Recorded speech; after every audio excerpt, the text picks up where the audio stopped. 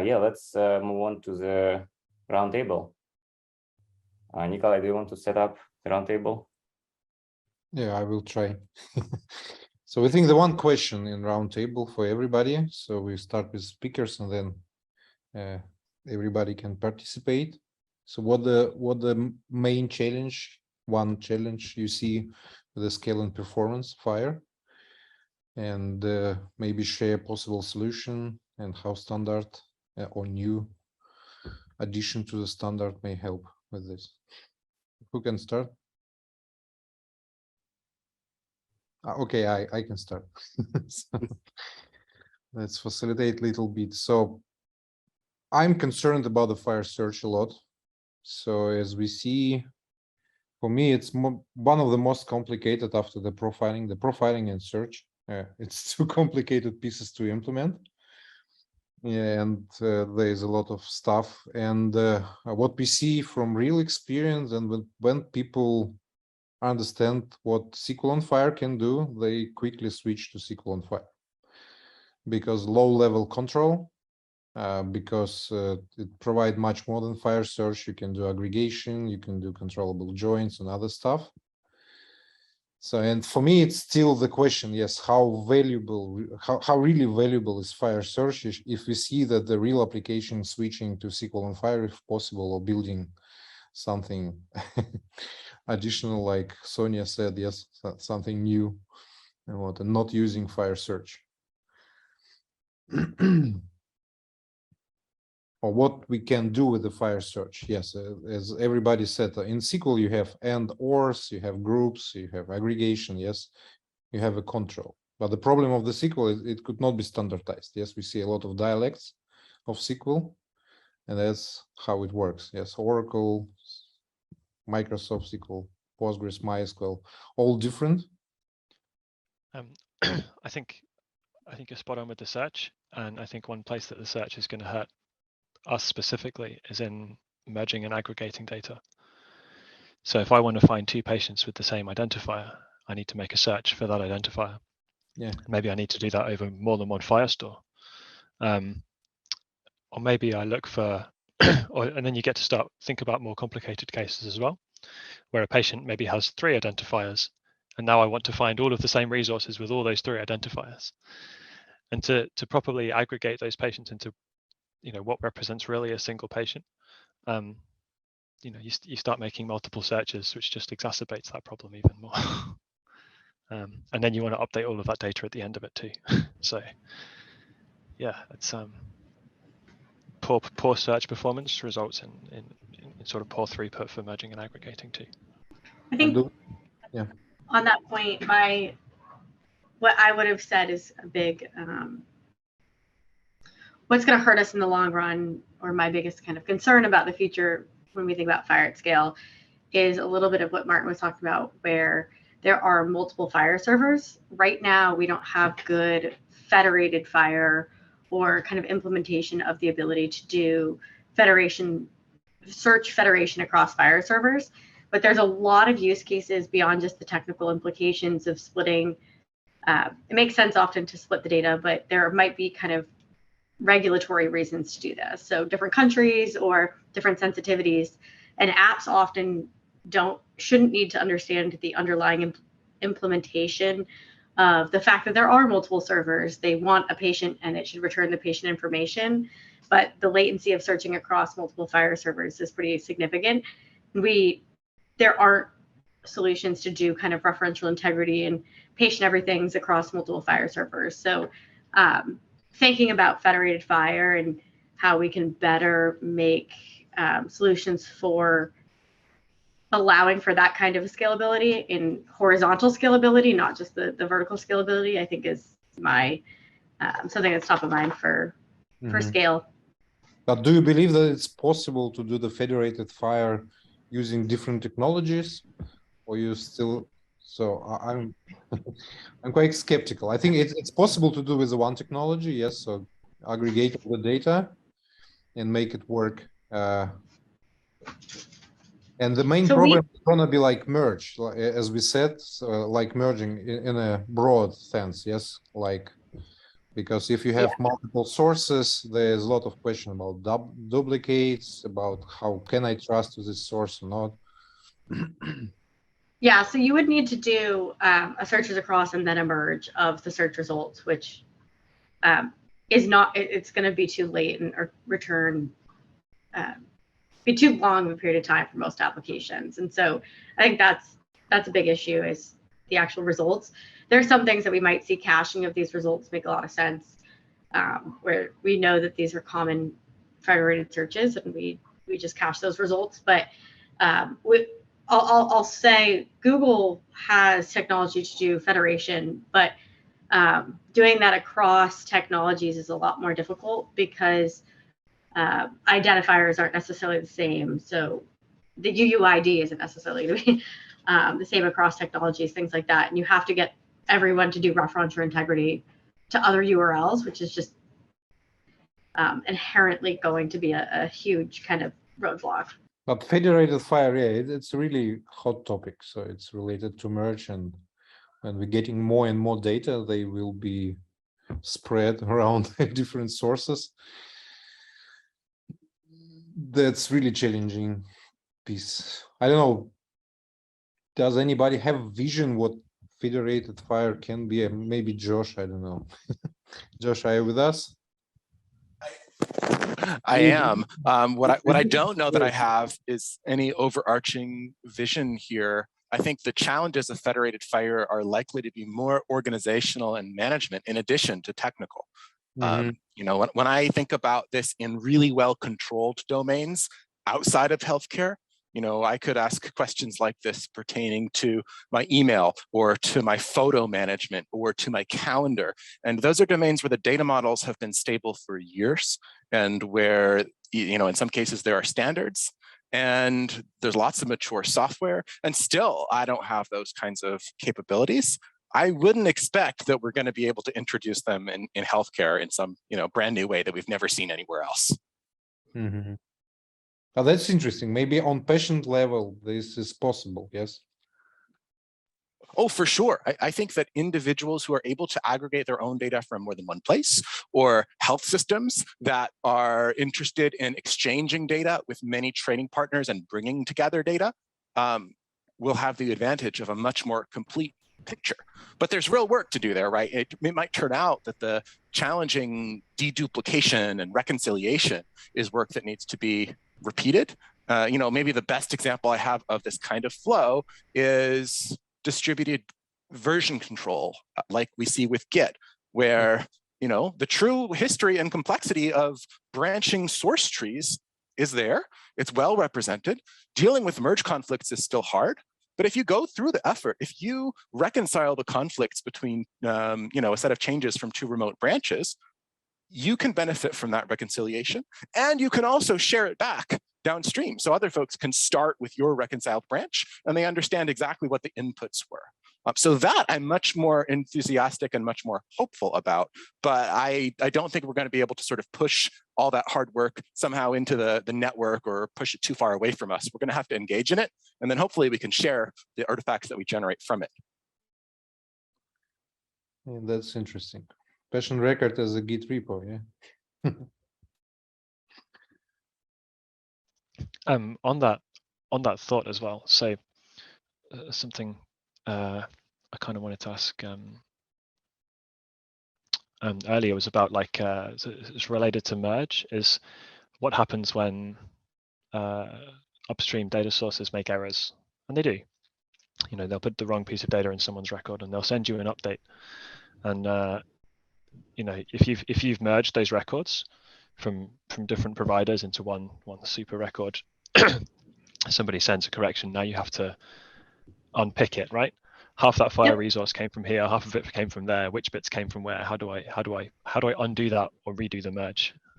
Yeah, you're actually diving into like a huge value prop that is extremely difficult to explain to people who haven't actually thought about this in as much depth as what we're getting into, where we will actually delete the entire resource, pull the provenance, understand the IDs, which IDs each HL7,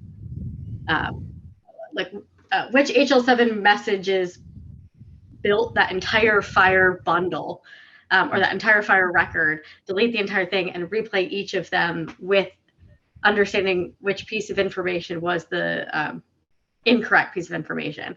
And you need to do that all with history on, so that if someone made a decision based on the incorrect piece of information, you have an auditing trail of this. And so provenance is really, really important when talking about like replay. We call it kind of rewind and replay, where you rewind back to a previous state in the database and then replay the information with a correct updated piece of information. But it's an extremely difficult and complicated piece of logic and software that has to do that. And it's not something that people think about when trying to kind of implement this stuff. So provenance, I think, is probably the most important answer there, and tracking where each piece of information came from. But it's absolutely a very difficult problem to solve. Yeah. I think you described code that my colleague has been writing for the last few months. Trying to find those business rules to how to match things across sources, how to specifically aggregate them, tag which bits came from which source. It's going to be interesting, and something, because it's so complicated, you need room to get it wrong and update it and update your implementation without being stuck with all the data that you can't then change. Yeah, I think for the federated FHIR, it's important to track the source of data, yes, and it should be something global. So something global, like, I don't know, blockchain with origins of the resource, so you can track this resource. If you do some changes to this source, they should be stored as well, like conflict-free data types, yes, something like this. So then we can imagine something like federated FHIR, multiple sources. Yeah, I think sources for federated FHIR is imperative, because you can imagine patient-reported data isn't as trusted as clinician-reported data. So you might want to federate that information so that an application who needs to make a clinical decision isn't basing that decision based off of patient-reported information. But that's really where provenance and lineage tracking is. It's table stakes for anything that's doing kind of transformation and harmonizations to FHIR. That's also an interesting point about patient data and clinician data having different reliability. And in some cases, that's definitely true. I wouldn't trust a patient to enter their own, I wouldn't trust an average patient to enter their own blood pressure, but to enter their own address, on the other hand, certain amounts of data coming from the patient will be more trustworthy. The business has to kind of make decisions about who do you trust more, and how do you present that? Yeah, my colleague Paul wrote on the chat a little bit about how, like we call it consent, but understanding the piece of doing some check before you're returning a search bundle. I don't think FHIR has great, what I call kind of like intent of an application, where you understand you want both clinician and patient reported data, or just patient reported data, or just patient reported data that has consent for such. That those kind of checks have to happen when returning a search bundle, and that just adds additional logic and complexities and latency to the whole system, but are really important when you kind of look at production level use cases for this. I guess this harks back to Sonya's talk earlier, where she said that clients were making requests for all of the data in client-side filtering. I mean, maybe due to those less complete search parameters. Yeah, the problem that client not always can filter what they want, yes, because database is huge. You could not get everything. Well, yeah. Yeah, maybe join. So that's about the flexibility of the storage, I think. Okay, somebody else? Some other challenge? Or the federated FHIR is a gravity. Maybe just as a heads up for this group, at the Connectathon last weekend, Graham gave a presentation about architectural options for a very specific flavor of federated FHIR. The idea here being, what does it take to stand up one server that can surface a FHIR API, but under the hood, it's purely just querying some pool of other servers. So maybe you have a national server that can answer questions at the national level, but under the hood, it's calling 5 regional servers to get all the answers. So Graham presented kind of a view about a few different ways you could build a server like that. And they all have their challenges, which would be no surprise to this group. But that's just something to be on the lookout for. I think he's going to put together a white paper kind of laying out some of those design choices and trade-offs. Things like, you know, do you reassign IDs? How do you manage traversal orders for searches? All kinds of fun stuff. Is that something he's written already? I can go read. No, well, so he's written. Just thoughts you've heard from him. He's written a slide deck and an articulation of sort of what these 5 patterns are. But I don't think he's put any kind of narrative flesh behind it. Do you have a link? I'd love to read that. I don't, because he just shared it live in the room, but I will ping him on Zulip and see. I expect he'd be willing to share that publicly even before, you know, the white paper exists, because in a large part, it was in response to a long Zulip thread on this topic. He was just kind of rolling up the ideas that he had heard. Mm. But you personally, Josh, believe in this or not? I believe that it can be done in some narrow ways and that it can provide some use. But I think there's going to be pretty hard constraints that will mean it's not suitable for most use cases. Mm-hmm.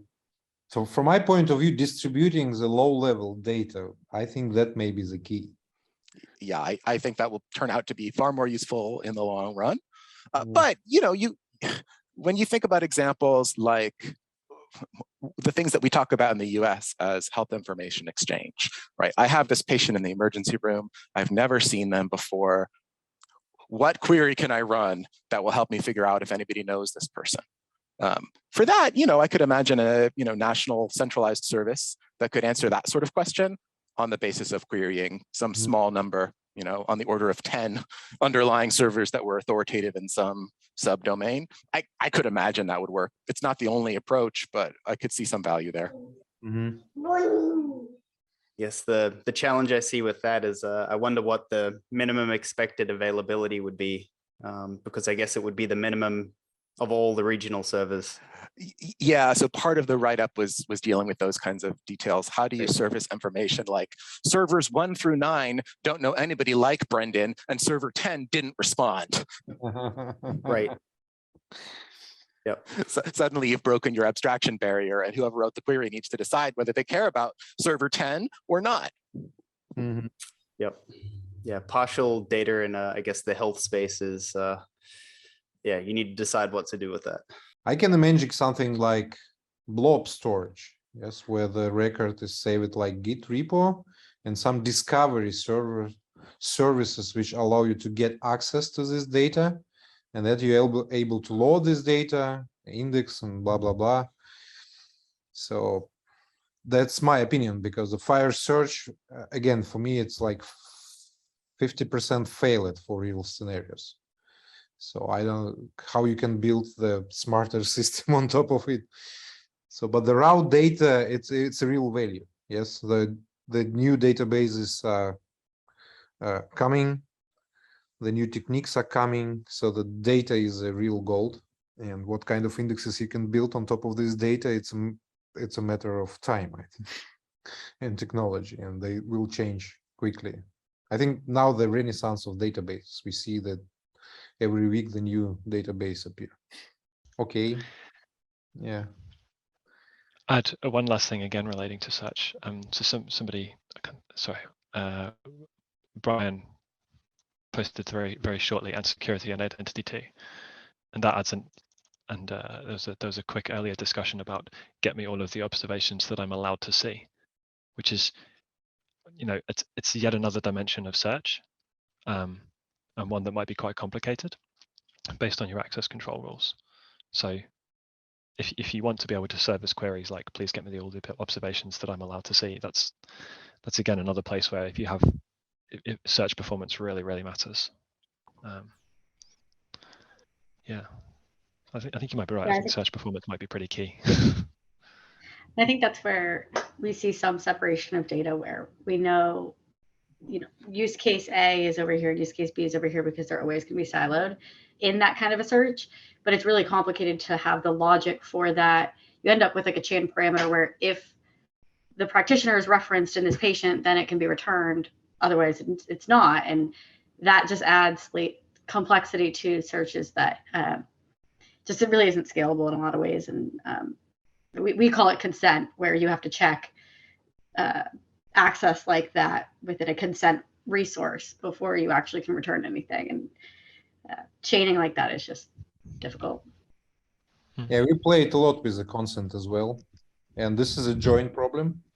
So yeah, and it's extremely problematic. So what I see, if you want to be efficient, you have to put this data into resource by themselves, if it's possible. So who can see this resource, build index, and then it will work in a 10 milliseconds. Otherwise, I don't know, it just doesn't work. Yeah, I've seen contained resource because consent and provenance often have like very similar access needs, where I want to only return data from this place or data that has consent. And so containing it can be a way, but that's not really, contained isn't necessarily a great practice for FHIR in general. And so I think we just have to actually figure out how to better do access controls on top of FHIR in general, rather than requiring a search within a resource to return resources. And consent may be the rule, yes. So you can see only this type of specific observation, then you have to merge your search query with the rules from the consent.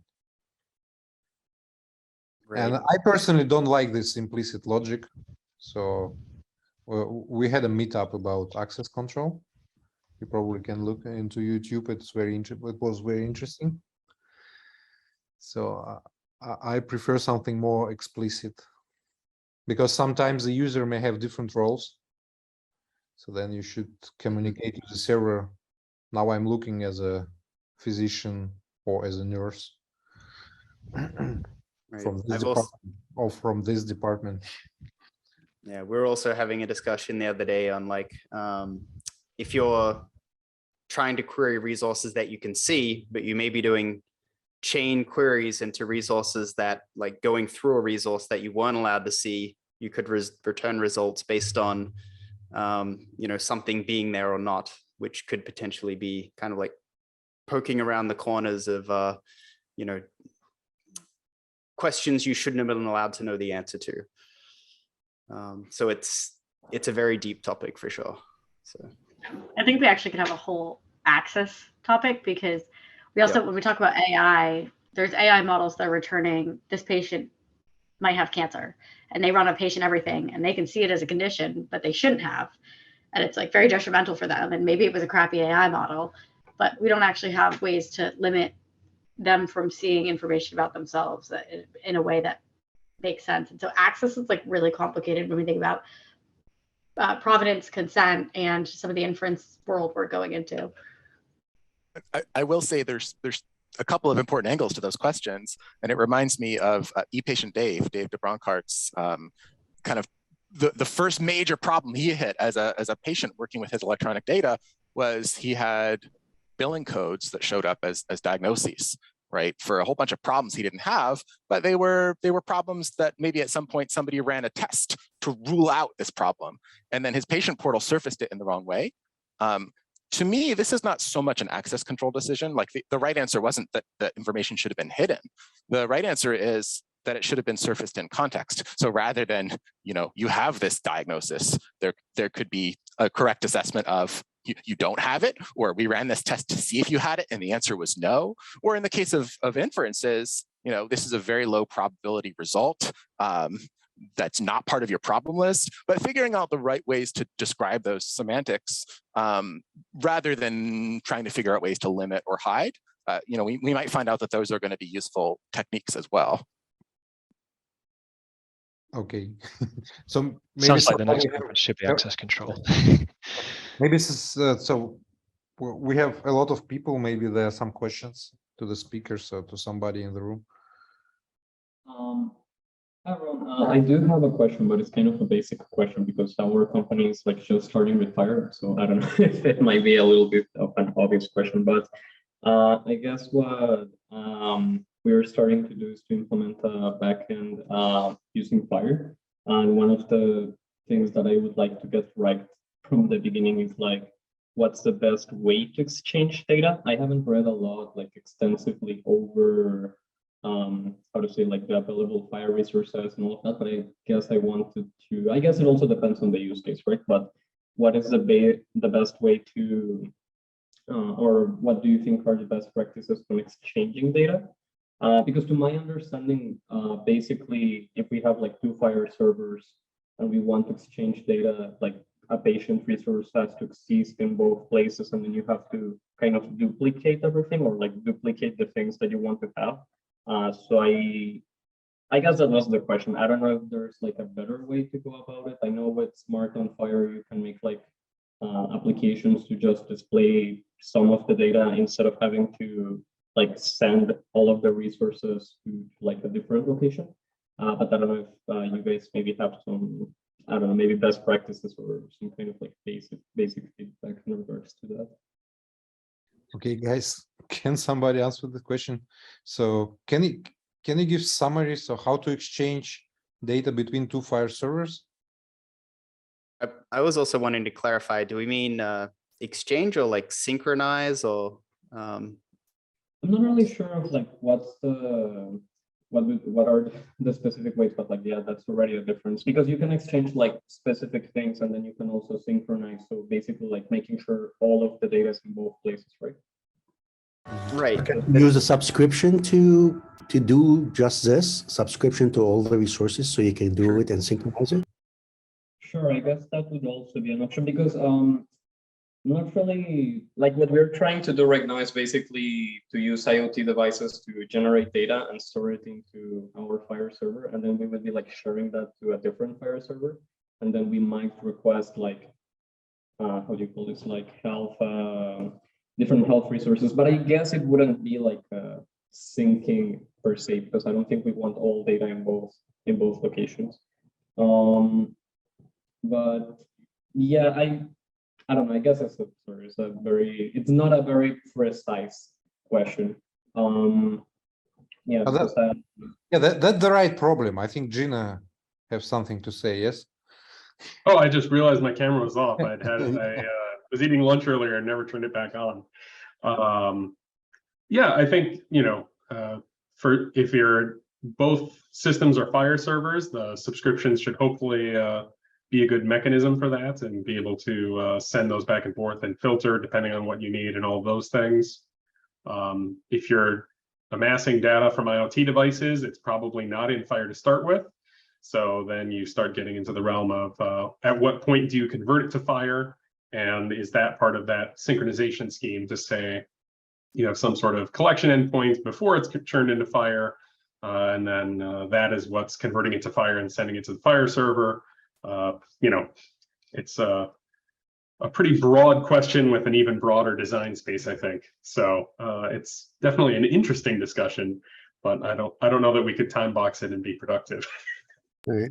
They're going to be challenging on the deletes as well, right? Like any record that gets deleted from the other server and the synchronization, right?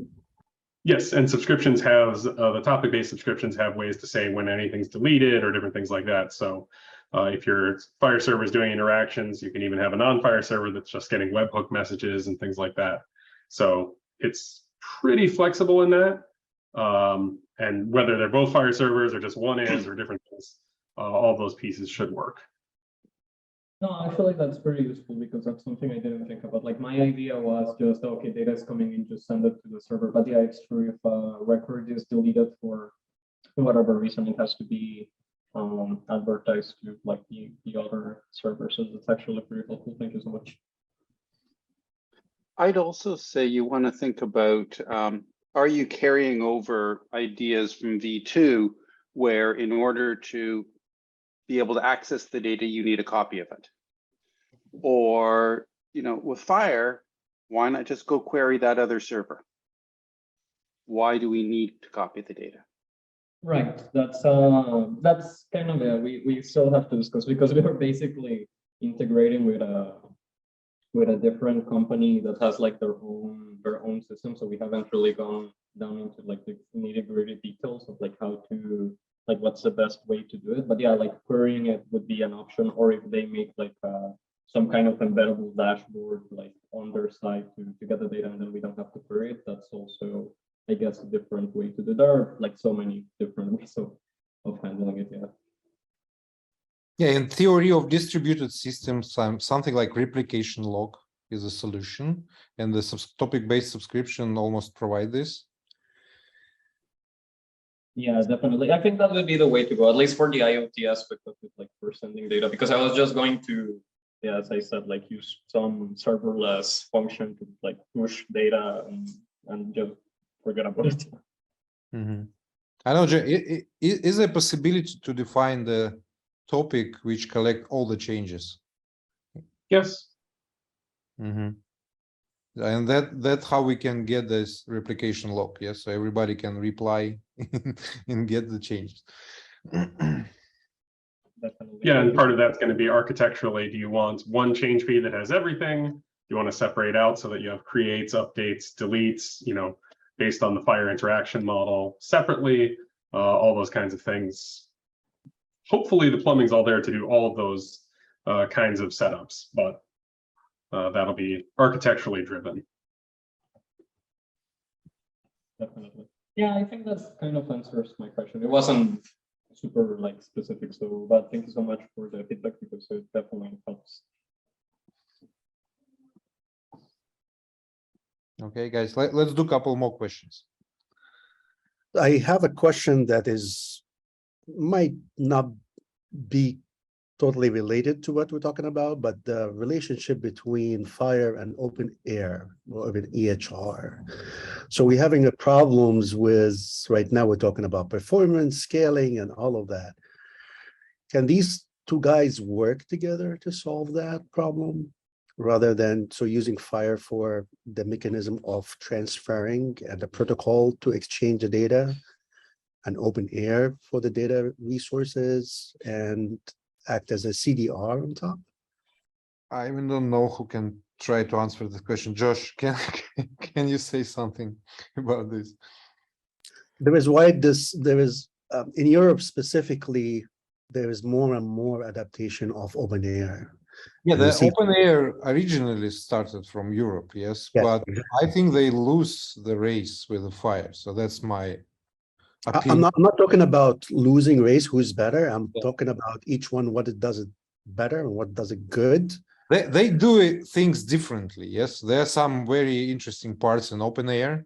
They do things differently. They promise that they can generate thousands of profiles of FHIR. But archetypes. I don't know who can handle these thousands of profiles. So it's like semantic mismatch, I think, between them. So that they both can model each other, yes. So the open air can create the FHIR model using archetypes, but I still think it's a lot of questions. As I know, the open air doesn't have like a centralized repo of archetypes, yes. So it's very specific for the applications. They only actually they do. The archetypes are general for the use case from the clinical data module, and then you translate the archetype to templates, which is specific to it. Mm-hmm. I don't know if there's any initiatives to bridge the gap between both or to see how you can use both or anything. That's why I'm asking if any is aware of anything like that. Yeah, we can try to, as I know, there are open air guys in FHIR community. So I'm not sure about the status of this integration. So I don't know, we can kind of invite these people and make the next meetup with open air and FHIR. There are a lot of interesting stuff in open air, yes. So, but the relationship, I don't know, it's not very clear for me at least. I don't know, Josh, Gino, maybe you know how they related. What there was some work. I remember.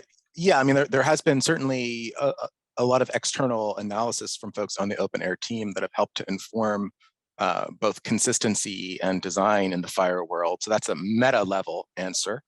You know, at least historically, I would have said that open air is much more concerned with how systems kind of work, how data collection is managed, how interfaces can be built up from these templates. And FHIR was more concerned with how information is communicated from point A to point B, kind of between systems rather than within. But that was a historical view. I see more and more interest in using FHIR as the basis for application internal data modeling. And so I think those assumptions don't really hold so much anymore. Okay. But we can try look for the OpenAIR guys. Yeah, I remember this post about with the OpenAIR critic of FHIR consistency. Do you mean this one, Josh? Yes, when after that Graham introduced patterns. That's right. So maybe this meetup can be interesting. So kind of battle style. Yeah, I'll be looking forward for that. Okay. You can be part of it. So I'll try. I'm not an expert. I'm just exploring. yeah, so you can have a talk with the problem, not with a resolution. Yeah. And Yeah, so the problem statement that I'm trying to solve is having OpenAIR actually as a data repository that FHIR is looking at, rather than having our own database created, backed up, FHIR backed up by this database. So that's the thing that I'm looking at right now. I remember the initiative when they tried to generate the FHIR profiles from archetypes and templates.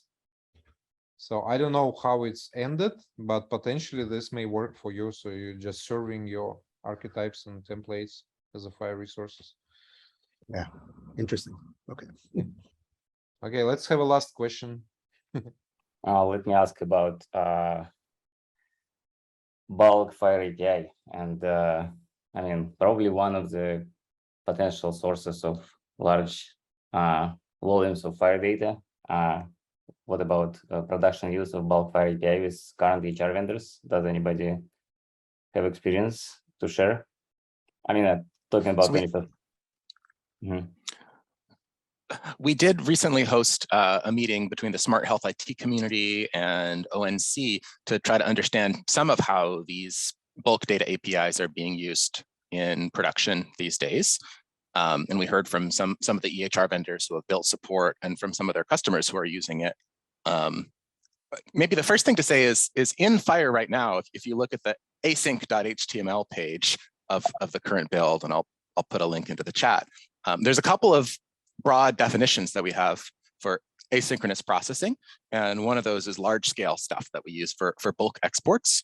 That same model can be used for other operations as well. So it's part of the core FHIR specification, because we know there may be other flavors of moving large data sets around that might want to use these same patterns of ND-JSON files and a manifest and so on. So that's a sort of general capability. But in the US, this is a function that certified EHRs need to support by the end of this year in order to export data about a whole group of patients, particularly to export the US core data set for a group of patients.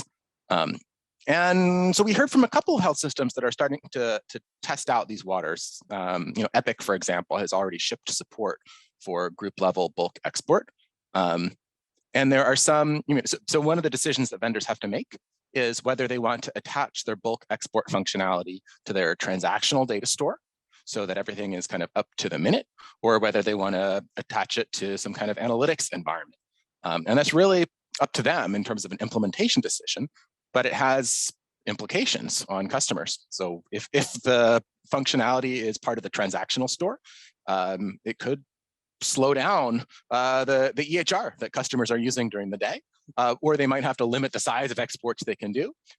So we've seen some systems running bulk export, but only on kind of a backup copy of their database. So it's tied to a transactional data store, but they'll run it in their sort of backup environment or their staging environment to limit some of those kinds of impacts. So it's very interesting seeing early on both some of the limitations and some of the capabilities here. I would say the early experience that we've got is defining groups is one of the big challenges, because the rules just say that the EHRs need to support export about a group. The rules don't say who gets to define a group or how is a group defined. It's assumed that just somehow the group exists. And once the group exists, you can export data about it. And so different vendors are making different decisions there as well. Some are providing, let's say, a proprietary or EHR specific way to create the groups, and then using the FHIR standard to export the data about the groups. Others are looking at using the FHIR group API to actually manage those definitions. So from that perspective, Pavel, I'd say it's still really early days. We've got initial customers sort of out in the marketplace testing out these features, and we would love to take what we've learned and incorporate that back into future releases. So we already put out the bulk data STU2, the second release of that specification based on what we learned last year and the year before. And we want to continue evolving that functionality based on real world issues. Thank you, Josh. All right, let's wrap it up. Thank you so much for everyone who joined and stayed to the end. Please respond to the feedback form to help us make next meetups and make them better. Special thanks to speakers. Again, I think Vivian dropped, but Sonya, thank you so much. Brandon, Nikolay, pleasure to have you. The meetup, yeah, and everybody have a great rest of your week, evening, day, afternoon, like different time zones online. Yeah, see you soon again.